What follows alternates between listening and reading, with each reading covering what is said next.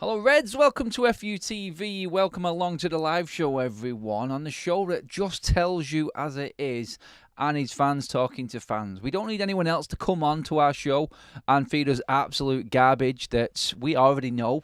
We're just going to say it as it is. We're going to talk amongst ourselves and discuss what is more important for Manchester United. I want to make it about the fans today because the fans are the ones that are getting a little bit irate and the ones that are being forgotten about with everything going on at Manchester United right now. We have a few news updates to get through. A crazy one from Cave from Sky about Paulinho as well. I don't see that happening. We'll discuss what that is and where that has actually come from as well. Greenwood, more news regarding him. Bids for Aaron Wan-Bissaka and Scott McTominay. What is it with United players going to Turkey at the moment? And all of them clubs wanting all of what Manchester United... Well, I won't say rejects, but let's just say the players that haven't quite cut the mustard, in sense. But yeah, we're talking what's happening with Erik Ten Hag. Obviously, the managers that have gone off the list. Everyone is being cut off right now. Southgate has gone to favourite to be Manchester United manager. I cannot believe it. I'm not going to believe it. And I'm just going to try and get through this next week as best I can with talking to you guys, because I think that's the only way I can get through it. Because as a United fan base right now, the unknown is absolutely destroying us. But it's the actual, the reality of it being very similar to previous seasons and previous pre-seasons that's starting to worry the fan base even more so right now. Interesting clip that came out about Sir David Brailsford as well. I want to talk about that and why this is relevant to what's actually going on right now and what people are actually talking about. You know, genuine stuff, not actual made-up crap or just going along with what's clearly obvious. We'll get into the deep side of it. Let's deep dive into where Manchester United fans are at right now with what's actually going on. Make sure you give the video a like and make sure you are subscribing. Share the video as well. Let's get more people involved in the debate. And let's get started with everything going on. Hello everyone in the chat already. Welcome along. I can see the usual faces there, all fresh and ready to go for another week of carnage at Manchester United. It seems to be the week that everyone's expecting things to happen. I've said before, like, the biggest thing that I'm looking for in this week, actually today, in fact, is that hearing between the Premier League and Manchester City. Like, we're not going to know for a couple of weeks, but I'm really intrigued to see what happens with that, because it could just blow everything up and what we're talking about and what everyone else is talking about. It changes so much, but yeah, that's not happened yet, and we'll cover it and we'll see what comes from it. But with Manchester United right now, the fans, I just feel it. I feel it happening with the fan base. I can see it online. Social media, people messaging me, like directly messaging me saying, look, have you actually just said that on your show? Like, are you serious? Like, well, yeah, of course I am, otherwise I wouldn't have said it. Like, come on. But like, people don't understand or don't want to look at the actual debate in detail and what's actually going on. They just want to listen to the absolute fluff and bollocks which is going on within the media right now, and the fact that nobody of any significance at all in the media knows what's going on with Manchester United, especially with the Erik Ten Hag situation. Like you can see at the bottom of your screen there, that's Sky. They just cover it. A statement comes out just stating the obvious. It's the same with Romano at times as well. It's just regurgitated crap that comes out. Yes, he will probably be the first to know when it happens, but realistically, he knows as much as anybody else. And we're all guessing, but what he doesn't know and what everyone reporting about Manchester United doesn't know is how the fans actually feel and how the fans are actually taken to what's actually going on at Manchester United right now. And it is going to absolutely destroy the fan base. There's nothing as one. Like, there's no cohesion or any togetherness within Manchester United at all right now. I'm quite safe in saying it. The only thing that anyone's actually comfortable with and actually happy about is the academy players and what's coming through and the development of some of our academy players making it to the first team. That's the best thing about Manchester United right now. Everything else, and I can already see the fans going in. Ineos are exactly what I was worrying about. They're just a Glazer. They're just the British Glazers, basically. Anyone who gets into bed with the Glazers are just as bad as the Glazers. All of this blind faith in what Ineos are building and everything like that, I'm not having any of it. I can see all of the comments coming out. And you know what? If Manchester United and Ineos appoint Gareth Southgate as their new manager going into this season, you might as well just open up the doors to absolute fan base carnage. That's what it will be. And it will be a full-on trend. Not so much Southgate. Do you know what? People will slag Southgate off in terms of his capabilities and credentials right now. But do you know what? When he's in as manager, he will get a little bit more support than what Ineos will for appointing him in the first place. It will be Ineos out. It won't be Southgate out. There'll be people moaning, but they'll understand that, look, it's not his fault. Like, he's not going to turn Manchester United down. So realistic Manchester United fans will look at this and go, well, this is Ineos, Sir Jim Ratcliffe, Sir David Brailsford. That's what the problem is, not Southgate, because he doesn't appoint himself. He is not going to turn Manchester United down after getting the boot from England after these Euros, or resigning from England after these Euros, whichever way it may go. And it will all come down on Ineos. It is their fault because they're in charge of football matters. You cannot blame the Glazers for what Ineos are doing right now with the football side of things. As good as the structure is and everyone else coming in, so-called best in class, it isn't the best in class if you get Gareth Southgate. And everyone will turn their attentions to Ineos and they will have opened up their first major problem and relationship, which is with the fans, the very people that they said are at the forefront of this football club and the most important people. I mean, Manchester United didn't even consult the fans when it came to the VAR decision. It was just made with the Premier League. Do you know what? It's neither in and there with that anyway. It's a bigger matter. But what is the facts at the moment? What the facts are at the moment are the fan base are up in the air. They're at each other's throats. Opinions are flying everywhere. And no one is agreeing on anything because there's no clarity. When there is clarity, we can sort of have a real debate. But we just don't get it. Well, everything is uncertain. That's just the way it is.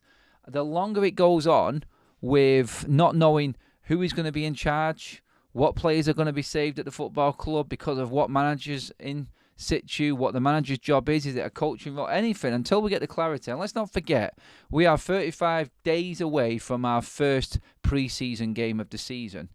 35 days. Like, it may only seem like just over 2 weeks since the season officially finished domestically, but don't kid yourselves. Like, the season will start very, very soon. We're all looking at that pre-season game being just over a month away now, and we got to get through the Euros. So as soon as the Euros finishes, Manchester United are going to be playing their first pre-season game. So that's how close it is, and why decisions need to be made now, because you need preparation. You need a pre-season with an actual new team, new coach, existing coach, new methods, new practices. Everything else needs to be ready to go, no matter what happens and what this decision is going to be this week. So get a bleeding move on and get on with it, and actually listen to the fans as well, because it is going to turn nasty. I know it's going to turn nasty if Southgate's appointed. Carol, been 6 months a member. What an absolute legend. 6 months, half of the year. That is pretty much from the get-go of FUTV kickstarting, Carol. Absolutely loved that, you legend. Some happy news. I've been a member for 6 months. Carol, that is the best news that there is. Massive contributor to the channel and has been a long member of the channel as well. Thank you, Carol. Love that. Brilliant. If all this delay is to facilitate Southgate appointment, I will be Ineos out for sure. Pretty much nailed it on the head there, Anthony, in what I was saying, how this fan base will react to this decision. It will just turn nasty. It will, because there is absolutely no one. No, I won't say no one. There have been people who've actually come on in the live chat on this channel and said, look, there are credentials for Southgate. You can see why. The only reason I would say Ineos are looking at Southgate is because they know him. They know what he is. They know he's a yes man. They also know that he works with a crop of players that's given him. He's got no issues with doing transfers. He's got no previous experience and nothing to back himself up. He just looks like he can be the puppet to the puppet master, Gareth Southgate. That's how it feels to me. And if that fits Ineos and they think that's the best in class, then that's the decision and that's the sword, the blade that they will die on.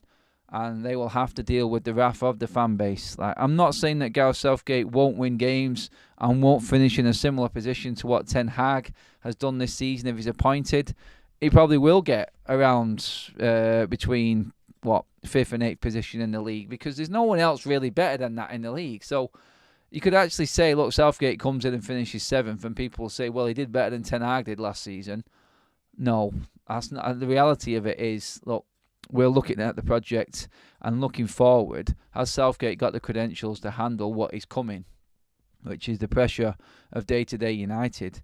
And the only way it works is if he isn't dealing with that day-to-day, which kind of works in favour of Ineos. So for them, and the point I'm making and why I'm doing this show today regarding the fans and what Ineos see and don't care about, is that they will make a decision that works for them.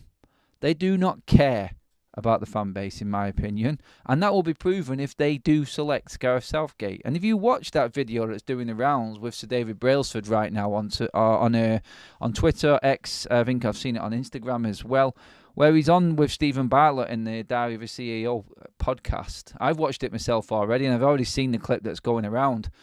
It was done a while ago, before it was anywhere near Manchester United. And his whole basis and principles side of things is, look, you make major decisions in businesses, in sporting enterprises and everything like that. And he's a person that dwells and dwells and dwells and goes back, forward to make sure that he actually makes the right decision, which is what a lot of people are jumping onto now within the fan base as to why it's taking so bloody long to get this decision out there and done. But when at the end of that, when he was talking about the back and forth back, he always comes down to, look, you will die by your decisions. And if you make a decision and it doesn't work out, you will always go back and go, well, I stuck to my principles in making that decision. And you have to blank out the outside noise. You have to just look at what you want and make that decision. Are you appeasing people within the business or the company? Or are you doing something that you feel is for the better of the company or sporting enterprise, whatever it may be? And that's how he bases his judgment. So if he is involved in Manchester United's decision-making side of things regarding Ten Hag, regarding Southgate, or anyone coming in, which we know he is, then this pretty much explains why. Because he is decisive but constructive, and he takes his time when making the decisions because he wants to make sure that it's the right one. And this is why Sir Jim Ratcliffe has got Sir David Brailsford as his number 2. Because he's not a man to jump to quick snap decisions. He makes sure that every angle is covered before that one major decision is made. And you know what? Like this, to balance it out as well, the fact that this process is going on, and I'll say this again, this is the only way and the only reason that Ten Hag is still in a job. If we go off how the old regime worked and how they would have sacked managers no matter what happened with an FA Cup final simply because they were out of the Champions League, it's happened to every single one, then Ten Hag would have gone the same way, surely. And I think Ineos have changed it up. So as much as we don't like it, it is the reason why Ten Hag is still here right now, and this decision hasn't been made. So you could look at it as a Ten Hag in or as a good thing that Ineos are actually not so much indecisive, but taking the time over a major decision. The one thing it's not helping, though, is the fan base. And everybody looks at it and goes, well, it's Joel Glazer all over again, because simply that's what he was like. He was the most undecisive man that there was. It took him ages to make a decision or agree to anything. And this happened constantly with transfer window after transfer window. Whatever signing it was, it dragged on and on and on. And while every other club was seen to be active and getting on with things, Manchester United were just dragging their heels continuously over every single major decision at the football club, and people said that this was down to Joe Glazer constantly. And now we've got another one of these guys in the Ineos sector. So I can see why everybody is actually up in arms, why this decision hasn't been made yet. We're going to know this week, and then we're probably going to look back on it and go, well, probably wasn't as bad anyway. At least the decision's been made now. It's, well, everything is building up and no one knows and nobody does know. That's when all of the uncertainty amongst the fan base, the arguing, debating goes on, because it's just opinions flying around everywhere, and not one person is definitely right. We're just giving our own thoughts, and we're going forward with them thinking that that is the best for Manchester United. Until a decision is taken out of our hands, i.e. the fans, then it's not going to stop all of the unrest going on behind the scenes. And this is where I think Ineos are at. Like, they're just blanking out the fan noise, opinions, and everything that's going on in the media and all the debate shows and everything like that, ex-pundits, players, all talking what they think might be best. They are solely looking on what their structure and what their script is in how they make big decisions. And you know what? I don't think they're going to be too worried about what the fan base think. They've made bigger decisions at bigger companies and bigger institutions than Manchester United. They just know that we have a massive, massive fan base. And again, it all comes back to that interview that Sir Jim Ratcliffe did that he didn't really need to do, in my opinion. And it worried me at the time. It still worries me now how he threw himself under the bus in what he was saying. He is a powerful man. But when it comes to football, especially the Premier League, and the hatred there is for Manchester United, and how no one will do Manchester United a favour, he was kind of jumping the gun a little bit before he'd actually done his research into what was going on. Like, you can look into Manchester United and see how it's being run, and you think that you've got a plan to fix Manchester United from the inside. But if you don't take into consideration the outside noise and everything else that's involved with Manchester United, then you're going to get into a situation like where we are right now. It's like we still haven't got Dan Ashworth. Like, we're waiting on a man. Like, Dan Ashworth was announced months ago and he's not over the line yet. Is this why the delay is happening? I think they've just tried to get Dan Ashworth over the line and get him done so he could be involved in this conversation about the manager, and they've just ran out of time. And that's where we're at right now. That's my opinion on it. I'm going to get into some of your opinions on everything. I'm already Ineos and Glazers out, says Tony Linda. We can't wait till after the Euros. Ineos can. Like I just said, that it just seems like they're going to do what they want to do. It doesn't matter about anything else. Please give the video a like, guys. We're only 5 away from the 100 mark already. Keep that coming up. We're creeping up to 500 in the room with us as well. Keep sharing and subscribing as well, guys. If this is how bad their first transfer window is, then I worry about the long-term ambition of this new ownership. That's from Santa Smooth. What else have we got in here? Can't believe Southgate managed England for nearly a decade. That is mad. That is England and employing from within. That's what that is. Ineos mask is slipping, says Jack. Southgate will give Harry and Rashford new deals. Oh, Rashford's definitely not getting a new one. And Harry's too old. I still struggle to believe Southgate is the one. It makes no sense. How do they manage over the next few weeks? What do they say to Ten Hag? That's Kaz saying that one. Exactly. That is the real problem in all of this here. Is what happens now. What happens now? And I'm just charging my mouse up. Bear with me a second. Just got a little notification. Paul says, I want to know where the money coming from. They owe 25% to the Glazers. Won't give any money. So why will Ineos? I really like that they are not being dictated to by the idiot United standards out about this place, says Andrew. Well said, Andrew. How can Erik Ten Hag stay in a job now after the public were talking to other managers? It's a matter of time. People moaning about the window being bad. It's not even open yet. Have some patience. Yeah, United spotlight on that one. Like I've said many a times, in terms of United's financial situation anyway, like officially the window opens on Friday for the transfer window, but we can't really spend until the financial year is out, which is the end of this month. And I've got no real issue with signings coming in July. Like, if we make 3 or 4 signings in the first 3 weeks of July, which is doable, even if it's 2, do you know what? I'm not expecting everything to go absolutely smoothly and just go in like clockwork this summer in terms of transfers. I expect a bit of give and take. I expect a little bit of some signings being made before we go on tour, some signings after, maybe some close to the end of the window after the season started. Look, at the end of the day, look, we just need to make sure that we get off to the best start this season.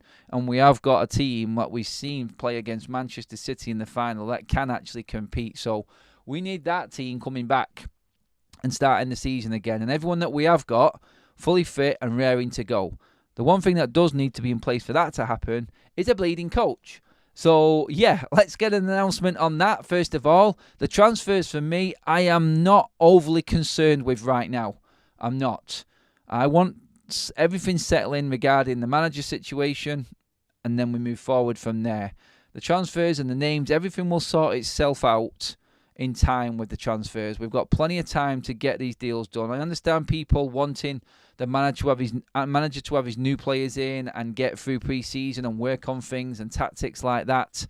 Look, the situation we are in right now, and this is why they've said, look, it's a 3-year project. I'd say more 5, is that I don't expect everything to happen very quickly this season. We just need to be solid and ready to start the season and then grow our way into it. I understand the argument about getting everything in place and having the best possible opportunity to start the season well, but no one really is going to be fully ready for the start of this season because of the Euros.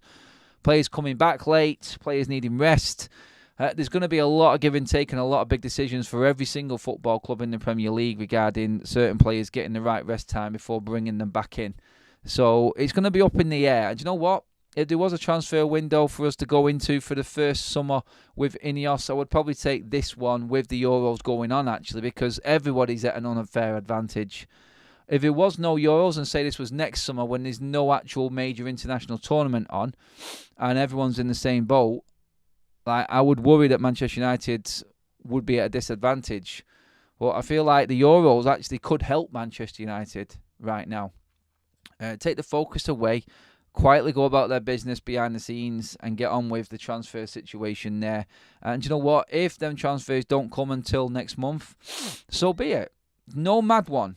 No mad one. As long as the transfers are in. Look, we go on tour. The tour starts pretty much, I think it's the 3rd week of July. So Manchester United never really play their strongest team until they go out on the major part of the tour. So the US side of the tour is late July.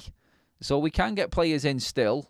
And you know what? There may even be players that play in this Euro 2024 tournament that jump out at Manchester United as well. So it's an easy scouting project for the hierarchy at Manchester United, the Euros, isn't it? Just make sure you're there watching the certain players. I do think targets have been laid out. I think we have got an idea who we want to buy, and I think we will be ready. But I don't think it's going to be until after July 1st, and that's just because of United playing by the rules, unlike our neighbours down the road, and dealing with financial fair play and PSR.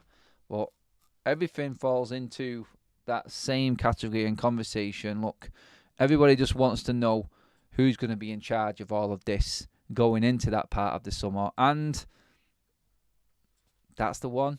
That's the big one. And that's what we're going to know this week. So by the end of this week, look, the window will be open, but at least we'll know who's in charge of Manchester United. And then we can go on from there. But there's different stories coming out from different journalists and who to believe and who not to believe. He's only making things worse with the fans, and everybody just likes security. It's just a natural human instinct to just want to know what's going on. Adam, what do you consider a reasonable performance next season? Top 4, Andrew. Standards, I'm not letting them drop. Like I said, I know it's going to be difficult, but still, it's top 4. Latif says, if there are any truth to the rumour that in order for Ten Hag to be sacked, an LMA representative needs to be present. No idea, mate. Possibly.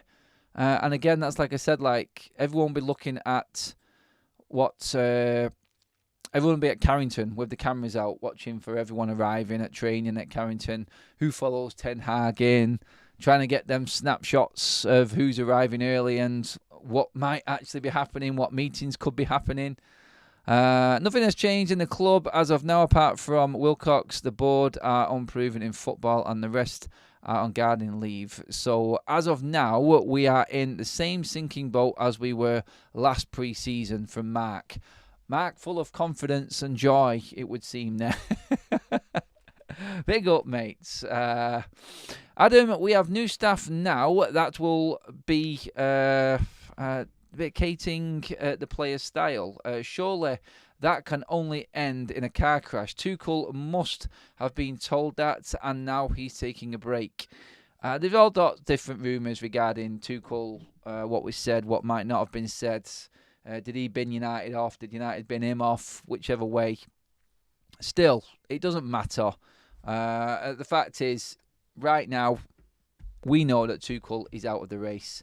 and he's got no chance of becoming Manchester United manager unless Ten Hag sees out the season and it goes wrong at some point. We know there's a man there waiting to come in. A lot of people did look at that scenario yesterday. There are other stories going on which I want to get into as well, guys. So, on that side of things, we have got transfer news regarding Paulinho. Like, seriously, no. Manchester United, Barcelona and Bayern Munich are all interested, according to Cave from Sky, in João Paulinho, the Fulham and Portugal central midfielder.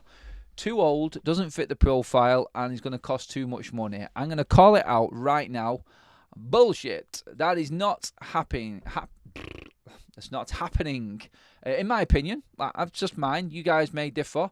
I think we all like Paulinho. I think we know he's a quality midfielder and would go right into Manchester United's side. But realistically, no. I don't see it. Simply because of his age, the price tag, like I just said. And Manchester United are looking to build a team for the future. So I don't see that one happening at all. There are lots of rumours regarding players leaving Manchester United and players being scouted out and bids going in from Turkey. We talked about Mason Greenwood. Now that story has resurfaced again. We did that on the paper round at Sunday. Fenerbahce have inquired to Manchester United now about Mason Greenwood at the request of Jose Mourinho. We talked about that, like I said, on Sunday. But there's more stories coming out about that in the media today as well. So, yeah, we're looking at Greenwood. We know he's definitely going to go. Yesterday we found out that Sancho is definitely going to be sold by Manchester United. And now we're hearing that there has been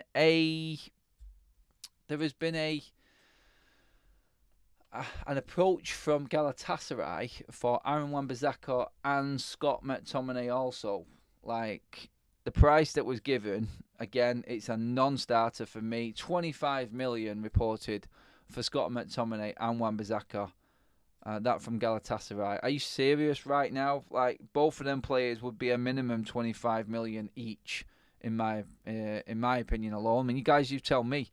What would a joint bid for Scott McTominay and Wan-Bissaka consist for you? What price would that have to be for you to let them go? Like, obviously, each player, you could say amongst the fan base right now, there is a debate regarding whether or not they are good enough and we should let them go. But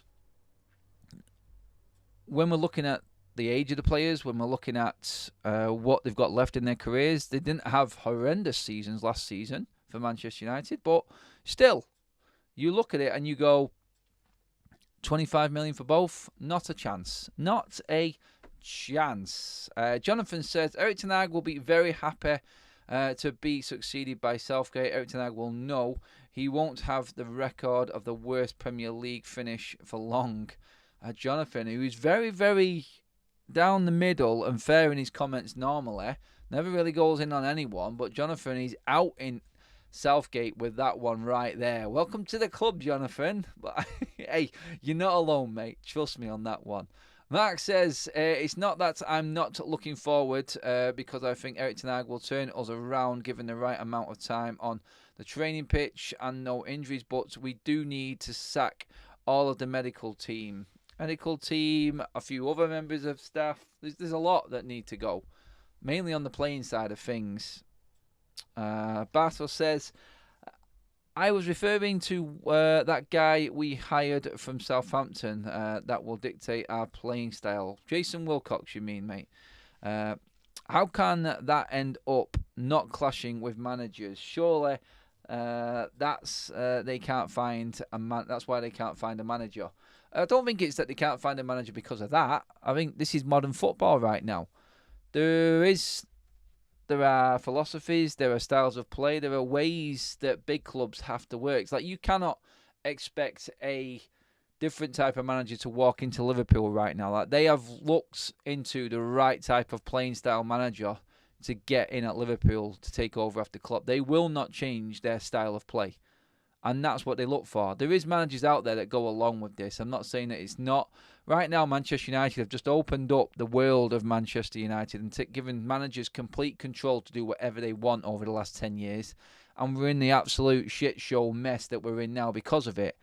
Anyone else coming in now is going to be under different rule and a different structure, and they're going to be told a lot more as to what has to happen rather than can you make something work out of this shit.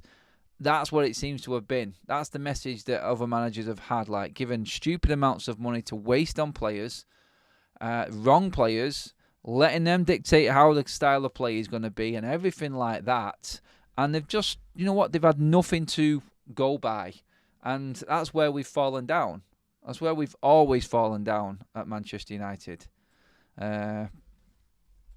It's impossible for anyone to do worse than Ten Hag. My missus could set up a team better. How about one matter for coach? Not yet. Not yet, mates. He's one of them players that seems destined to come back to Manchester United in some capacity, don't he? Please keep liking the video, guys. Creeping up to that 150 mark, everyone. Keep them coming. Quiz time with Boff and Trev. And Erik Ten Hag, based on Premier League performance. I don't know what you mean by that one. It didn't seem to have a proper question to it. Not having a sporting director post Sir Alex has damaged us badly. Yes, it has. Does anybody else think the Ineos publicity interviewing managers is designed to make Ten Hag lose his temper and quit, having 9 million dismissal? Ten Hag, I don't think. Ten Hag is a very, very stubborn, driven man. Whether you like his methods or not, he wants to stay at Manchester United. Ineos are going to have to fork out some money to get rid of Ten Hag. I don't think he's going to quit. People have been saying it, and I've said it before in sort of conversation about Ten Hag. Him looking in at the situation right now, he's going, do they actually want me? Are they really treating me this way? I don't agree. Like, you either tell the manager or you don't. I was for that. Like, I didn't agree in this 3-week review after the season, which is coming into now, the 3rd week of it. I didn't agree in it. I didn't think we needed it. I think it was quite clear. Like, and Ineos have been watching for months. They should know exactly what is needed. And they should have already been interviewing managers or talking to representatives of managers before. Whether or not they wanted to wait until the end and then speak to them face-to-face like we have been hearing about recently, I don't know. But they should have already known what was happening. And all of this mess just keeping Ten Hag on the hook and everything like that, just letting him dangle a little bit. It didn't need to happen. It didn't need to happen. And it has now, and now we're dealing with the aftermath of that. And why, again, like I said in this show, the fan base just have been fed up with it because Ten Hag has got a lot of support from a majority of the fans right now.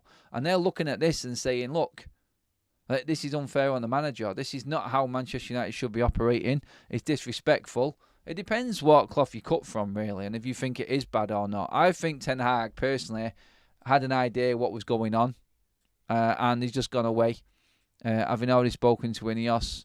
And then now we're going to find out this week, now he's back off holiday, what's happening. I don't think it's as big a deal as what people are making out. Why would you ever quit as a football manager? You do well to get paid, you get sacked, you get paid more.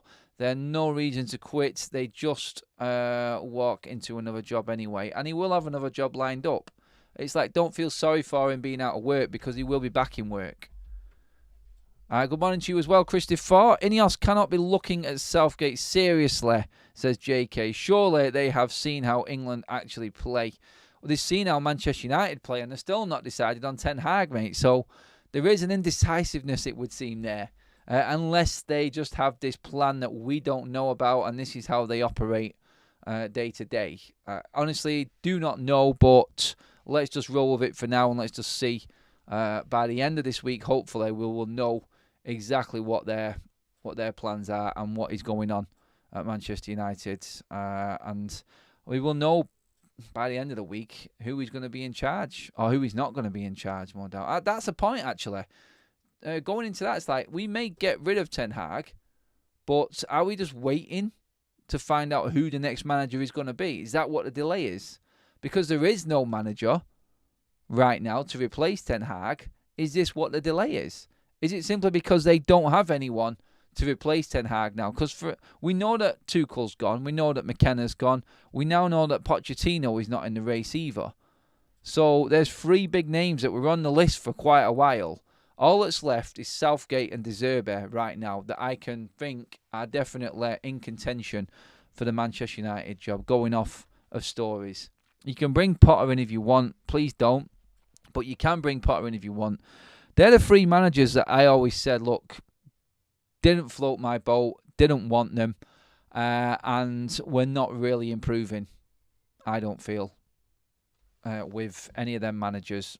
It's easy to have a playing style at a so-called lesser football club with no pressure. Coming to United and implementing that with these players that we've got is a different ball game. I see the positives in De Zerbi, not so much Potter and Southgate. Potter has got a certain style of play. He did well at Brighton. De Zerbi jumped onto that train and just rode that out for a little bit as well. I do believe, and this is why I've always had these reservations regarding De Zerbi. It's because I do think he jumped onto what Potter created at Brighton, and now he's 2 years in, it's sort of fizzled out a little bit. So I was never fully convinced by De Zerbi. But is this why there is a delay? It's another reason to think, like, look, we're not just making this big announcement because we don't actually know and we're not convinced of anyone else coming in just yet. So that's what we've got to look at as well. Would you quit, Adam, and lose all that money? Erik Ten Hag is not that daft. That's why I said he won't quit, mate. To answer that one, Henry. Not a chance in hell. Ten Hag needs to unblock Sir Jim and smell the coffee. That's from Sir Jim himself. Donnell says, Ten Hag is the best option we have, and I believe he would bring us back to the glory day. I don't. I think he may take us back up and improve us from last season, but he's not to win the league, I don't think. I think we need someone else after that. But then again, Ten Hag might be... he might have another deal on the cards right now as part of the plan with Ineos. Maybe there's the restructuring how they look at everything and going, right, maybe we could have Ten Hag for another couple of years and then we move past that if he's got us to a certain stage. Or did he give him 3 years? If we can get to the Champions League, that's great, he stays. If he's not challenging within the next 2 years after that for the title, then he goes. It could be anything right now. Ineos want a yes man, and now we know that City weren't bothered by us taking Berardo. I do think they are bothered, like, because he is a serious player, Berardo. And let's not forget, let's not detract away from the positive that signing is, like Berardo, Wilcox, Ashworth. These are all good people. We don't need to look at them as a negative because of everything looking pretty drab right now with decision times and what's actually going on at the club. Like, these guys, Berardo and Ashworth, are still not in at the football club yet, so we cannot really be judging them on this. The focus right now is on Sir Jim and Sir David Brailsford, Jean-Claude Blanc, Jason Wilcox, the players that are in play. They're the ones that are under scrutiny right now because they're the ones that seem to be making the big decisions because they're the only ones there.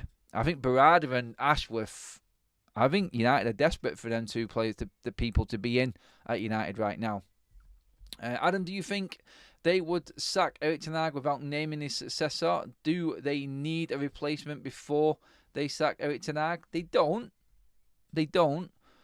But I think with everything that's come out, I think Ineos are in a position now, if they sack Ten Hag, and we know that certain managers are no longer in line to be Manchester United manager, and the uncertainty about the next Manchester United manager, if Ten Hag did go, I think it would make him look a bit stupid and disorganised. I think we're going to get a decision. I think if we get rid of Ten Hag, we're going to know who the manager is as well. I do. I just hope that they don't go down that road of Southgate and make us wait until after the Euros. It's just, the more you think about it, it's like what Kaz said before, the more you look at it and the more you analyse it, it just gets more ludicrous and ludicrous every single time. We've passed the 150 like mark, guys. Thank you so much. Make sure you do like the video. Give the video a share as well, guys, and make sure you are subscribing.